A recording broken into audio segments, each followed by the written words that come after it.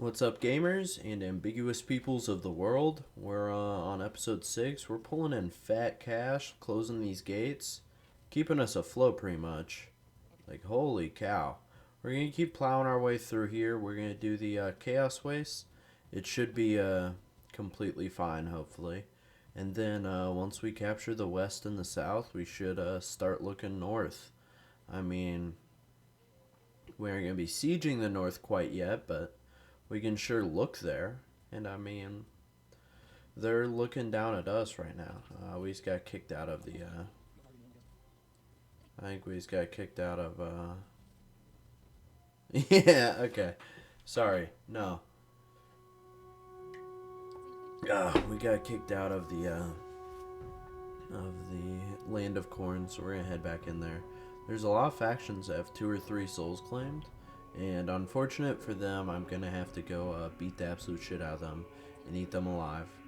We're going to camp that point so they cannot actually get their final quest done and get the soul done. So we're just going to sit on top of it because it's not unlocked for us yet. So as long as we sit there, we should be able to limit them from doing it. We'll close this gate again. We're doing pretty well. Global recruitment's insane. I love global recruitment with Kislev. It's probably one of the only things I really enjoyed about the Kislev campaign was getting that global recruitment down to next to nothing and then being able to just plow our way through and enjoy it. I think at the rate we're going though, with Kislev, we might, what is this? This is 16, like 17, 18 maybe, for parts. So that means next one will be 19 through 21 hopefully. And then realistically, well, yeah, realistically we'll be done in maybe in 9 episodes. Actually, I told you guys this would be like a 13 episode series, but it's looking more and more like it's going to be 9 episodes, and we aren't even going as fast as we did for the Cathay. Because Cathay, I had the world map on 6 times speed and battles on 3 times speed. Now it's a little bit difficult because I have to edit around certain things, like end of world time, like the turn timers I did 10 times speed. So I know it probably just feels like, oh, I cut the video in a couple places and then do like, you know, then do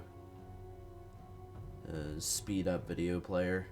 Well, I promise you it's a bit more than that, because I had someone ask me about that.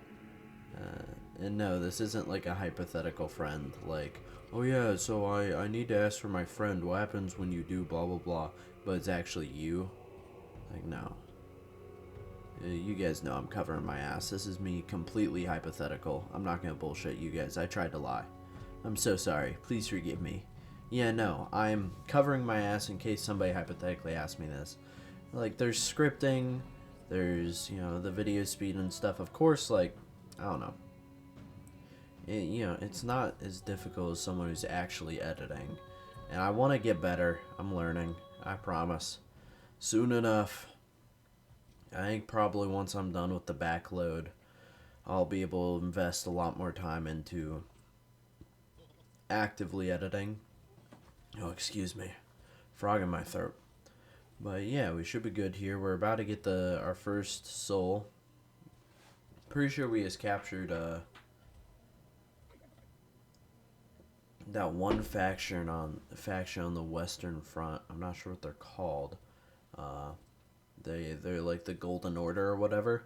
We just fucking took their capital after it got taken by the goblins, and we're not giving it back. We might give it back if they paid us enough, but who knows. Handgunners are pretty good. Like, if I'm gonna do Cult of Sigmar, I'll do handgunners. And as you guys know, as we're coming upon another cutscene, I always let them play in full. Hasn't really happened this campaign, but I don't want there to be some sort of expectation where I'm gonna skip through it. Nope, same rules always. Look at this, I love it, dude. We almost completely control this area. We've gotten rid of Nurgle. Nurgle's no longer a threat. Save up. Going in here. Heroic victory. Auto resolve, and here we go. It's cutscene time. The first soul harvested. When all four have been gathered, they will combine into a single light, revealing a shadow path to the forge of souls. Then Ursun will be within our reach. But what's this? The tome consumes the soul's energy, reaching across time, revealing secrets.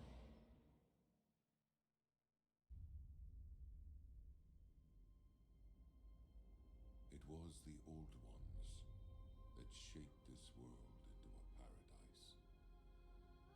Yet the power they harnessed to move sun and rock could not be tamed.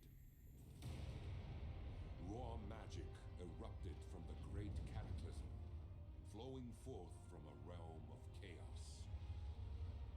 So came the demons. They hunted the mortals, feeding on their souls. Yet one of their prey betrayed his kin and embraced the gods of chaos. They gifted him demonhood, and he became the first demon prince. And that cutscene was a bit different than what we've had in the past. I'm not sure what to think about it, but there's not much time to think about it. Look at that money we're pulling in. Pretty crazy. Gotta love it. Holy cow. And we got, I don't know. I like the yellow buildings. I like having expanded barracks in towns. I know it's probably not the most sanctified, perfect build to do's. Oh, you have all these places, especially like inland, like, you know, not out in the middle, but like, once you're a massive empire, what's the point of not having yellow ones? I understand on Immortal Empires, because Immortal Empires, you're not having these fucking gates open up. They're insane. But,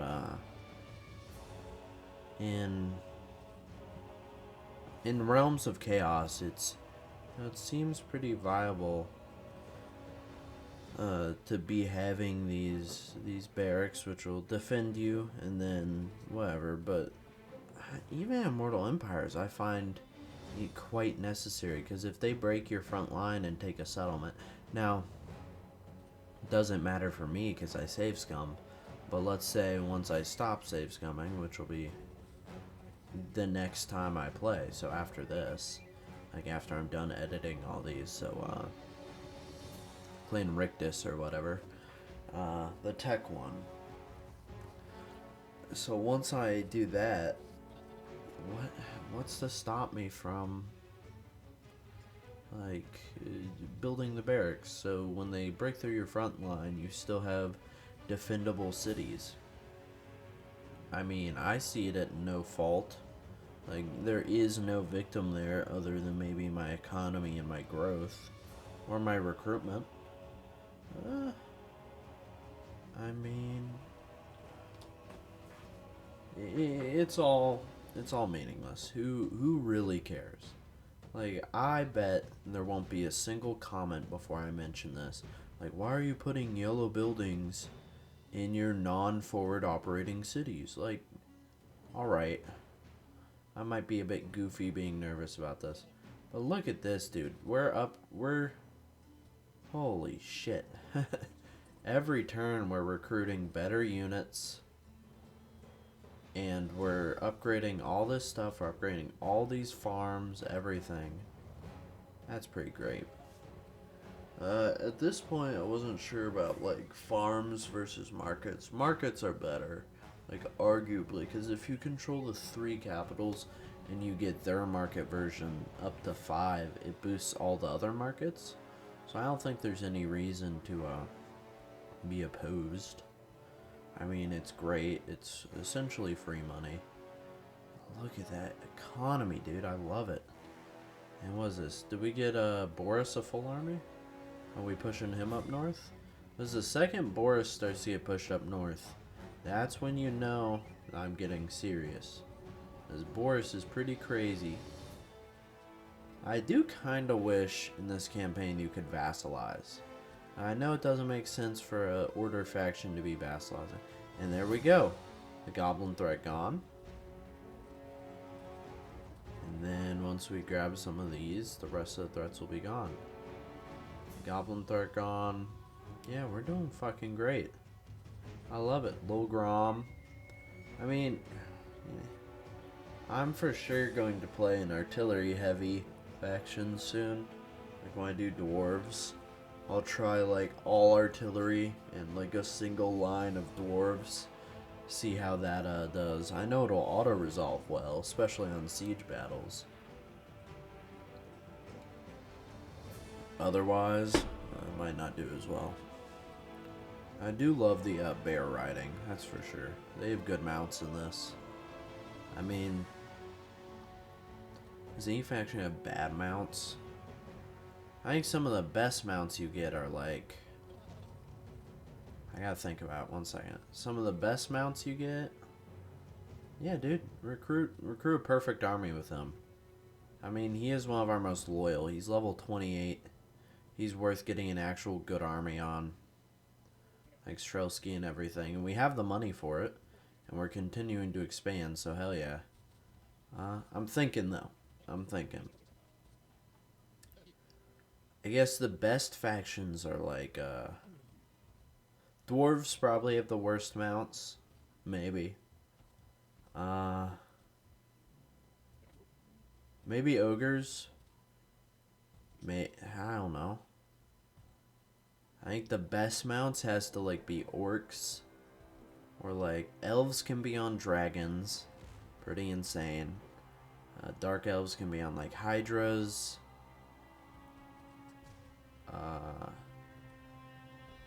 Cathay can be on like war drums and stuff and flying things. That's always good. Not Kislev is bears. I love the bears. They're pretty fucking good. What else is there? We truly have to think about this. Is there? I'm trying to think what they're called. I hate them so much. The peasant economy one. I don't know what they're called. I dislike them though. They kind of peeve me off.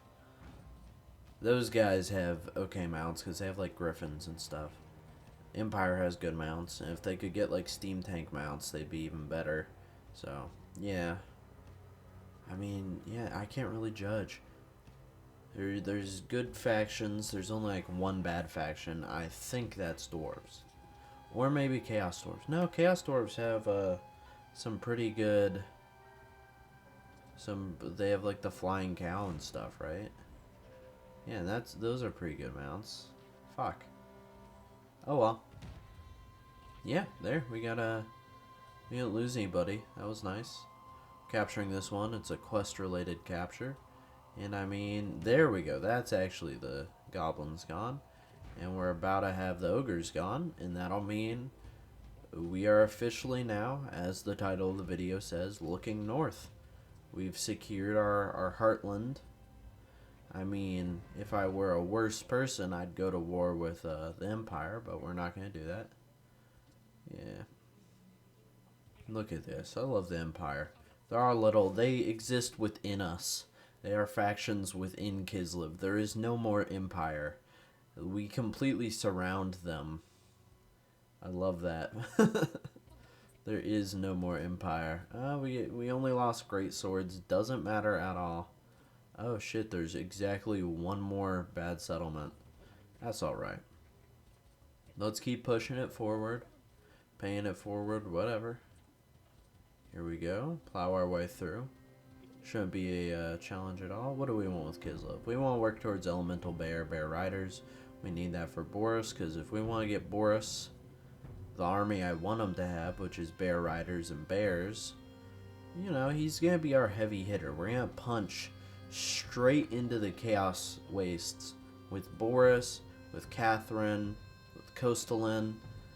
We got to give Kostalin a new army if we want to do that, but hey. With a lot of these heavy-hitting armies we've been controlling our southern border with, we're now going to punch forward, punch north, and we're really going to give it to Slaanesh, the Daemons of Chaos, everyone who's really done bad to us, done, you know, bad-mouthed us, whatever the hell.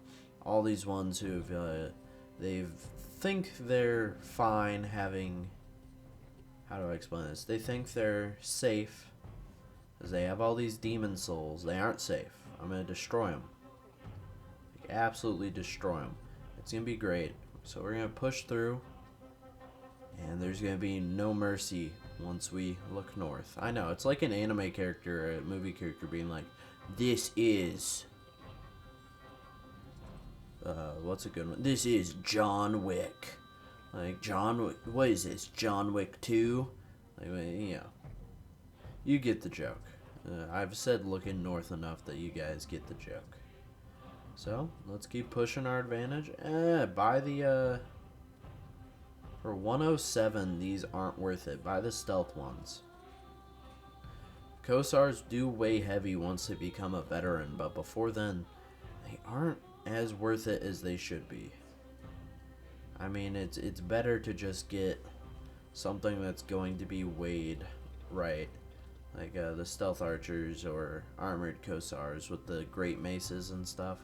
I mean, even the armored Kosars aren't as good as the Strelski and war sleds and werebears and the stealth ones. The stealth ones really do weigh heavy in our resolve. I'm about to find that out with that army I just recruited. Holy cow, it goes fucking hard. He's going to hit insanely hard. I'm a flurry of emotions right now. The dinner was a success. I've not lost what I learned in culinary school during high school. Pretty proud of myself. Love it. Boris is getting his bear army up and made. And then I was just checking my D&D. I'm pretty sure one of my players stole this from an anime or something. But they're an elven character who really likes, like, best friends, probably in love with, like, another one of my characters. In character, like, not out of character.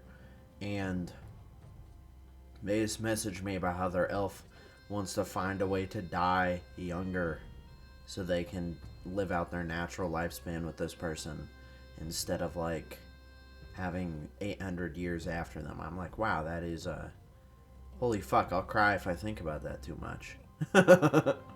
Man, I'm an emotional fella. I'm a big teddy bear. These muscles are just for show. They are so I can hug better. Man, I am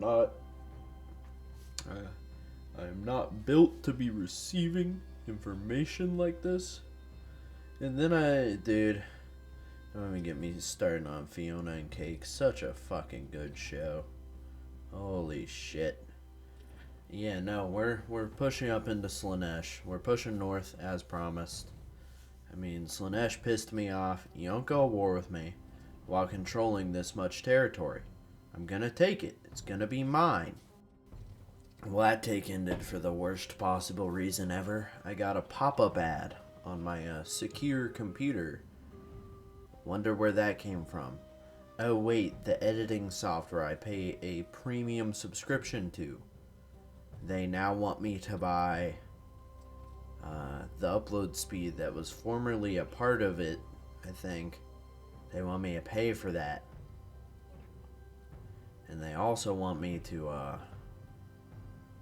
do all this stuff. They want me to buy like 4 more things. And they want me to update the software, even though last update, as I told you guys however many videos ago, absolutely fucked the situation. I'd rather not lose literally everything I work on again. That would suck. You know, that would not be a preference for me. I mean, let's keep it up. We're leveling up. Who are we leveling up? A Frost Maiden? Dude, we have so many fucking Frost Maidens. It's not even funny. I mean, Patriarchs are traditionally who we have more of, but I mean, the Frost Maidens are doing pretty good. I'm pretty I'm astonished that this is going to be an 8 or a 9-part series. I have a feeling that it's not going to work out like that. It's going to end up, being 13 parts, because those last couple episodes, they've got to be like 3 hours, right? Like full recordings. Maybe, maybe not. We'll just have to see. Let's keep pushing our way through, though. Come on. Slanesh, you are not battling me. I don't even care. Oh no. Oh no. Yeah, no. You can beg for mercy, you can bribe me, but at this point you aren't even beating me if I wasn't save scumming. Like, we're pretty fucking get a little Grom in there and get some heavy ice sleds. Don't be doing the light ice sleds, they aren't worth it. Heavy ice sleds punch through. And before anyone says that, like, I'm copying the Boris build from the Boris video, I just watched that now on like October 30th. Fucking Halloween's tomorrow. Came out a few days ago from what's his face, Zurkovich, and this was recorded like 6 months ago. So, no, this was recorded around Shadows of Change, right when it came out. So, and you guys will be seeing this, oh, God knows, maybe in July. I had such a backlog of videos to edit, and then the shitty Let's Plays going up. I think December 28th, I'm going to start putting them out, 5 times a day. Getting them out there quicker. We'll see. Or I'll let it play out till fucking July. Who knows? I mean, my uploads are pretty wacky. So maybe that would be for the best. I was hoping to do them one take, but my allergy meds for the day are fucking, they're expiring. They are not going as hard as they should. So I'm a bit congested, a bit fucked up, so hopefully, we do alright. We've got Corn down. We need Nurgle. We need Slanesh, Zinch, and that's all. That's all 4. So we should get that done next episode or the episode after. I mean, I'm hoping to make this 9 episodes. That would be absolutely lovely. That would make this a much better paced series than I thought it was gonna be. And then who knows, maybe I have time for, to get the other ones out quicker. Because I have some pretty fun series I think should be going out at a relatively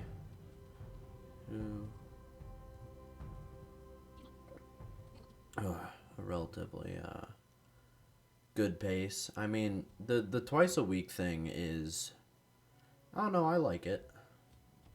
Maybe I'll do 3 times a week. I don't know, Tuesday, Friday seems like a good upload schedule to me. Like, it's 2 episodes.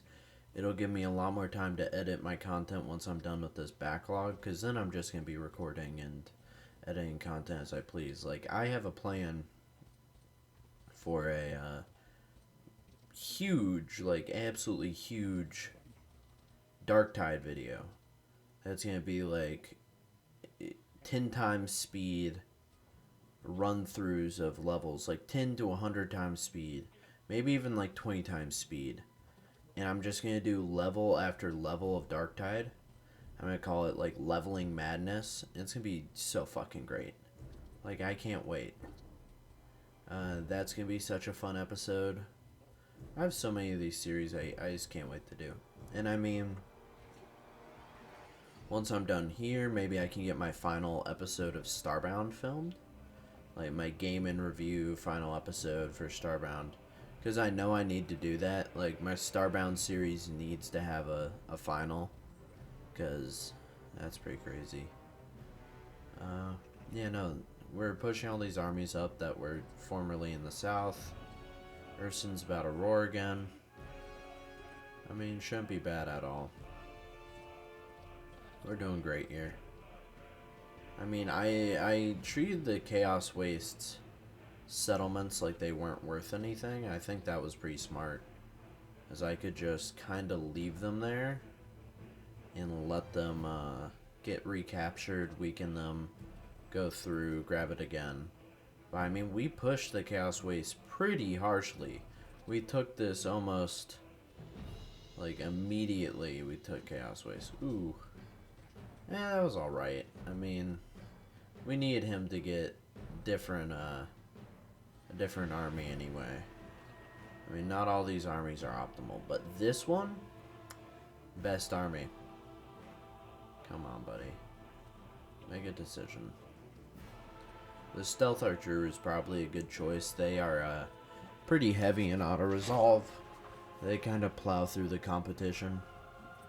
And our level ups are looking great. Zhao Ming. We've got our allies in the northeast. Who else is up there? Is that the Jade Dragon? Is that who controls most of that? That might be who. I'm not sure why they don't confederate when it's not a player in charge. That is a little bit weird. I feel like a lot of other factions confederate. Or do they not? Do NPC factions not confederate at all? I feel like I've seen Dark Elves, Elves do it. Maybe Wood Elves, Dwarves. It sounds right that I've seen that happen. Maybe not. Who knows? I mean, let's keep pushing. So our western front is strong. It's not even like a remarkable thing. Like, we don't need to be talking on our northern front. Nurgle's just gone to war with me, and that guy who was sitting right there on our northeastern front is finally, like, he has a purpose to live. We're still upgrading buildings. We're pulling in a lot of cash. We're doing what we can do. Let's keep pushing forward. We're pushing pretty deep into demon territory. And I mean, as long as we capture a good chunk across the sea, they're going to hard focus capturing those settlements over my settlements, which, you know, puts me at like a staunch advantage. Should be nice. Here. Let's come on down here. What is this? It's a changer of ways or whoever. Like, I don't get that. Like, why are they not confederated? There's two Tzeentch factions. Their alliance ship with each other has to be like, or their relationship has to be at like fucking 3,000 points. Why are they not just friends? Like, why not just chill with each other? I don't get it. Well, it doesn't really matter. Those guys every freaking turn are trying to bribe me into being their friends. What is that? Is that corn? Buddy, that's not gonna be a battle you want to pick. Oh my gosh, frog in my throat. Holy shit. Nearly actually fucking like belched or something there. I don't fucking know. I felt something like move up into my throat. Oh, that's a horrible feeling. Oh. Yeah, now we're at the end of the video though, so we're vibing. And we're plowing our way through. And we're nearly there. This was a good episode. Sorry I got tired in this last half. Yeah, it's like 7 o'clock at night. It's 40 minutes of my bedtime. So, I'm about to be real fucking tired. I need to go to Eep. What does he have? Doomfire catapults? That's crazy. He's got a pretty good army there. That's what a late game orc army looks like. The green tide's pretty scary. And not Nurgle. I think I know how to do Nurgle now. If I played it again, I don't know. Like, maybe I know how to. Maybe not. I wish I think Festus probably upgrades normally. He doesn't have those cycle buildings, which would be nice. Yeah. Is that Grimgore Ironhide right there? Oh, that's going to be scary. And on that note, I do hope you guys have a great rest of your day or wherever you're watching this. Hope you guys come back for more. If not, I hope you enjoyed your time here. Hope to see you guys again next time. If not, that's alright. Not sure why we're popping Urson. We already had another one active. Maybe I'll figure that out soon, that you can't overlap them. Yeah, sorry if I've been a bit melancholy, but same positive affirmations as always. If you've watched this long, that means the fucking world to me. Y'all are the goats. Y'all are badasses. Having people watch my hobby content means the fucking world to me. Being able to put something out there and have people enjoy what I create and have that be a part of their lives is so meaningful. Look at us. I love fucking closing portals. Gives us so much money. But yeah, having my time indulged in putting time into this, and the fact I get that same time back pretty much, where it's like 5 hours of watch time or whatever, that's crazy. All I can say is thank you guys. It's so fucking meaningful. The fact that people are putting in their time means the world to me. So all I can say is thank you. Please keep coming back. Please let me know if I can do anything to improve your experience other than the microphone. That'll come soon. Thank you for your time.